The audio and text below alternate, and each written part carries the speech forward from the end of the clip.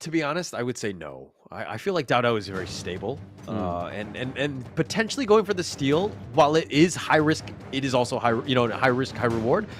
If it doesn't pay off, you've just wasted a lot of time. I think that at the end of the day, he's going to focus on his own game, get his own farm going, and then just use the map more, use his mobility to get around, and potentially outfarm Danny's Augur.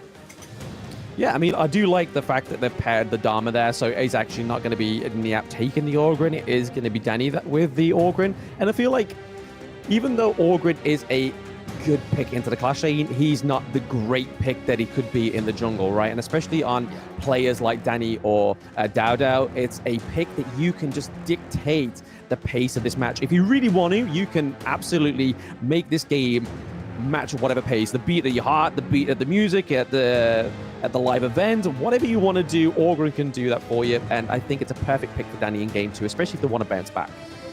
Yeah.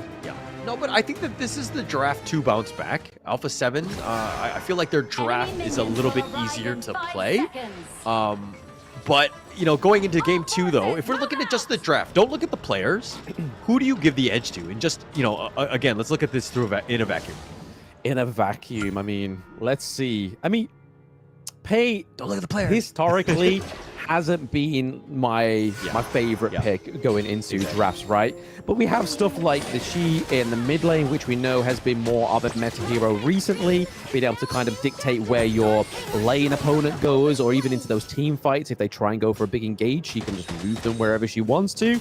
But I have to say, look at Alpha7. It seems like more of a dominant draft here, but Almighty might get picked off as first blood already. Is that proving me wrong, or Vitality just being very aggressive in this early stage?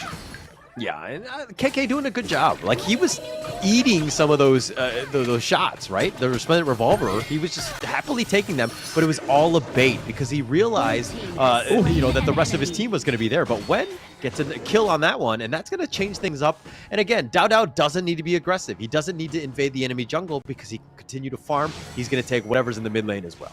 Yeah, his teammates in the lanes are doing perfect there. Like you said, KK, going into this Season 3 Invitational, was one of the star players that people were focusing on, obviously on like Honor of King social media and stuff like that, and it's really paying dividends to that whole thing, right? Like, he's shown respect up into the Clash lane. Honestly, probably one of the best Clash laners that are in Season 3 Invitational, and we're only on day 1, but I'm pretty confident to saying that for KK, especially being a new player on the global stage.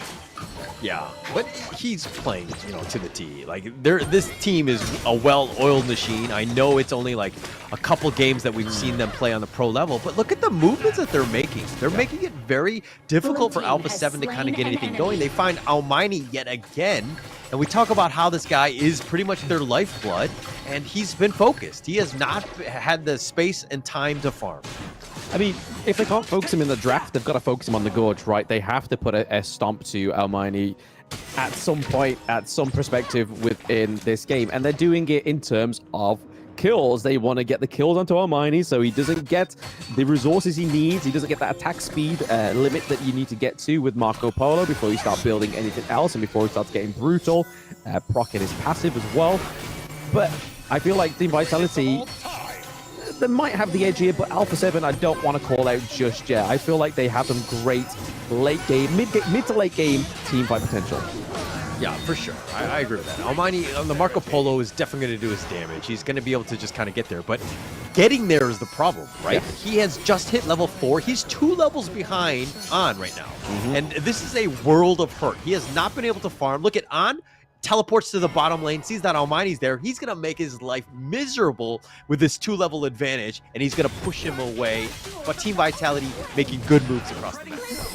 Yeah, it's a bit of a rotation here from KK back up into the Clash lane with Dowdow, but here we go. Gets pushed away from Niap. A good little bit of a disengage mechanic there from the side of Alpha7. They don't want to take a team fight just yet, especially with the neutral objectives being up in about 30 seconds time. They don't want to lose a lane, and that potentially there from Almighty, and Anne's aggression there, he could have potentially just cleared out that farm lane and made it a lot easier for Dowdow just to come on top of the Tyrant that's coming up in 15 seconds time. but we were, like, I was just taking note of On and how he's just, like, farming really well and all that stuff. But he's keeping pace with Dao, right? Yeah. The jungler, usually who's, like, the highest level. He's done such a good job of just making moves across the map and just taking away a lot of what Alpha7 wants, which is even though, like, their jungle camps have just, everything has been threatened. And they're even going to take the bottom T1. This has been an all-team Vitality game thus far. Yeah, this is the thing with Team Vitality's draft, right? It is a early game draft. They have a ticking time bomb on their draft, because if Alpha7, yes, even though they've just lost this T1 down into the farm lane, if they can hold out the mid T1, that detrimental T1 out of all of them, I believe, they could hopefully come back in that late game, right? There's a lot of late game potential on the side of Alpha7, and where Team Vitality start to fall off, that's where maybe Alpha7 come through. They found Danny. KK is going to get the kill on that one. They want to go in on. Thought about going on diving the tower, but through it all, it looks like they're going to take the Crimson Golem. Dao wasn't even in the team fight, but he's getting farm and he's invading the enemy jungle. Invading the enemy jungle, and he's going to be just as much ferocious now that he's got the Axe of Torment as well. The anti-squishy hero item on the side of Pay there, and that T1 in the mid lane has to be defended here by the side of Alpha7. They don't want to lose another T1 because it looks like the clash lane's being worked upon here as well. We do see a rotation from Niap. They may not get it, or he may just be in the nick of time to save that T1 as well. Look, they're just providing so much space, even for Dao to just continue farming. He is like teleporting all over the map, just taking whatever is there. Once he hits critical mass, he's going to do some serious damage. It's going to be scary. On, even going in for this one, tries to go in. Donnie dead yet again. Dao is now joined. Almani has to limp away, and it looks like they're going to take the T1 mid here. T1 mid. I mean, Alpha7, are they going to get a kill on the board anytime soon? It doesn't look quite like it. Dao, man. Dao going in, gets Almighty, and takes out Fury as well. KK is just being a beast, and it looks like On will take Valau as well, and Team Vitality, everything is going their way. They want to take the mid T2 as well, and Team Vitality taking down Alpha7, especially early in this game. Yeah, I mean, 6 minutes in, let's not get ahead of ourselves. We need Alpha7 just to clear their minds. They need to think, right, okay, we need to try and get some neutral objectives on the board here. Dao is going to completely just cut that dream from them there and then taking the Overlord once more for himself. But right now, we're seeing that 22k gold to 15k, and it's showing on the Gorge. Yeah, Dao, 3 levels up against Danny. I mean, yes, he's died twice here. Danny getting so low yet again. He has to limp away, but Team Vitality taking everything, contesting things, and Alpha7 can't even farm. Almani is very poor as well. He is hungry and not able to find any sort of farm. Yeah, no farm at all. I mean, that's the whole point of that T1 in the mid lane, right? That is your safety net. And not only the T1, the T2's got as well, both in the farm lane and in the mid lane. So they have pretty much open buffet on the side of Team Vitality now, and Alpha7 needs to stop that growth. Sunset. Niap getting a little bit low. He's going to be kind of just slowly taken down. He formlessness his way, but he can't get away from KK's reach, and he takes him down yet again. All lanes, everything in favor of Team Vitality at this stage. Yeah, it's going to be hard for them to come back here. They're pushed towards the higher ground turrets, but they need to just kind of maybe bait off till about 10 minutes, get some resources, but is that actually going to be realistic for the side of Alpha7? Because right now, you can see that Team Vitality are all up in their jungle, and they're not looking to take the foot off the gas any moment right now. And it's a bit of a shame here for Alpha7. They need to just get their head in the game.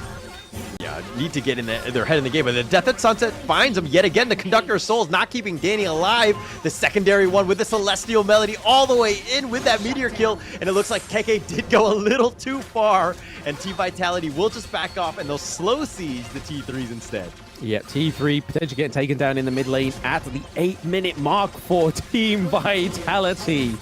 This is a different kind of beast hauler. We see that the Infinity Edge comes through for Arn as well, so a lot more damage coming through on the Arlie. Sakir trying to get in there with a Truth Mantra.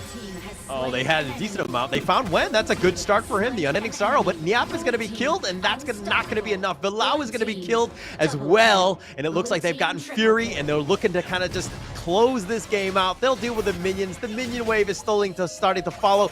Danny, he's trying to stay alive, trying to pick him off from afar, but he's going to get whittled. The Conductor of Souls just slowly keeping him down. It looks like he's going to go down with that. Dao will take this one, as well as the base, and Team Vitality take game 2. I mean, We didn't think after game one's 11 minutes and 28 seconds